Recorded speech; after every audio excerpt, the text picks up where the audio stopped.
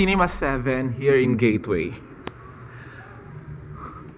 Knock at the Cabin by M. Night Shyamalan.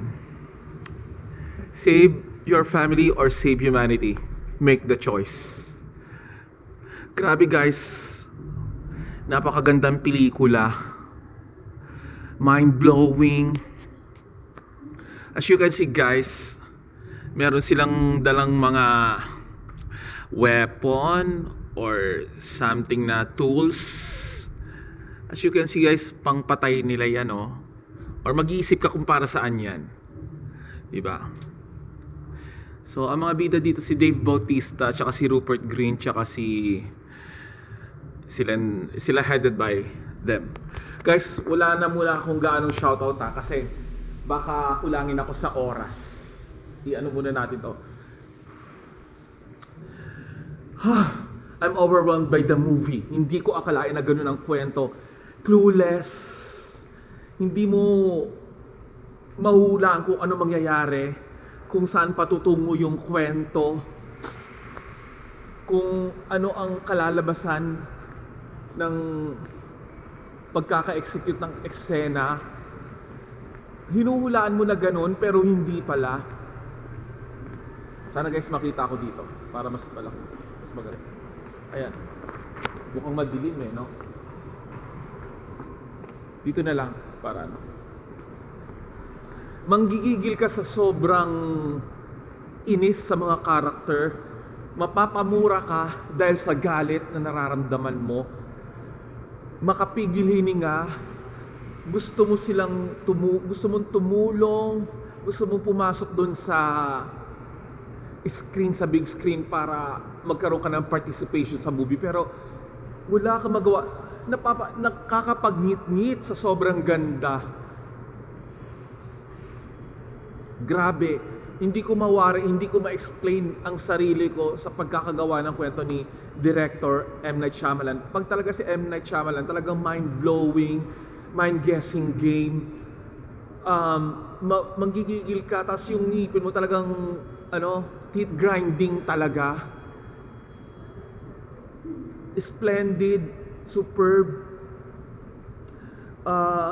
Pag ito si M. Night Shyamalan, ang daming kakaiba yung atake niya sa pelikula. Talagang big question mark kung ano ang mga susunod na mga pangyayari. Unpredictable. Ikaw, ang synopsis kasi nito guys, merong isang gay couple, which nakakatuwa sana. Tapos meron silang inampon na bata, ganon. And then, one time, habang sila ay masayang namuwan, may lumapit sa kanilang group of people para sabihan sila na kailangan merong mag-sacrifice na isa sa kanilang family or mamamatay ang buong mundo.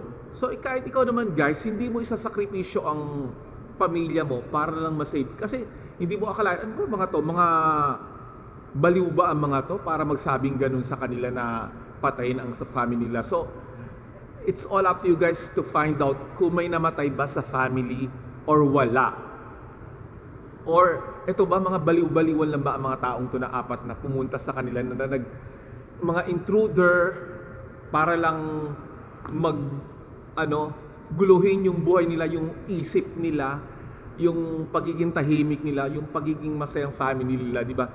Guys, grabe. Panoorin nyo tong pelikula na to, hindi masasayang ang pera nyo. But before that, panoorin nyo yung mga ibang pelikula ni M. Night Shyamalan like The Signs na pinagkita ni Mel Gibson sometime in early 2000. Tapos yung The Happening, mga bandang 2010, 2011. Ang ganda guys pag si M. Night Shyamalan. Tsaka meron pa siyang parang siya rin yata nag-direct ng The Devil, something like that. Grabe guys. Yung acting ng mga cast, ang galing-galing. Hold on. Still working. Hindi, manggigigil ka.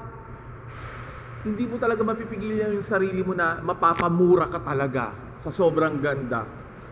Tapos, maganda rin yung acting nila. Hindi hysterical, hindi Kasi ako guys, kung ako, iginapos ako, papakialaman yung buhay ko. Talagang mag-hysterical, magtatatalak talaga ako sa kanila na, tigilan nyo kami, ganyan-ganyan, umalis kayo rito, lumayas kayo. Diba kahit naman sino may makikialam ng buhay mo, na tuturuan ka kung anong gagawin mo, tapos ang ipapagawa pa sa'yo, patayin mo ang isa sa family mo, sino pang hindi matutuwa sa ganun, di ba? Pero guys talaga, ano talaga, hindi mo sukat akalain na ganun yung kalalabasan ng pelikula. Napakaganda, superb. Diyos ko, tapos, nakakatuwa guys na isipin na bilang family, talagang intact kayo sa sa decision nyo na walang mawawala sa isa't isa, walang may iwan. Pero guys, pag meron kayong anak, talagang magkakaroon talaga ng psychological effect pag may nakita mga karumal-dumal na pangyayari o Kaya dapat talaga guys, turuan natin yung mga anak natin na maging matatag na pag may mga nakikitang ganyan. Kasi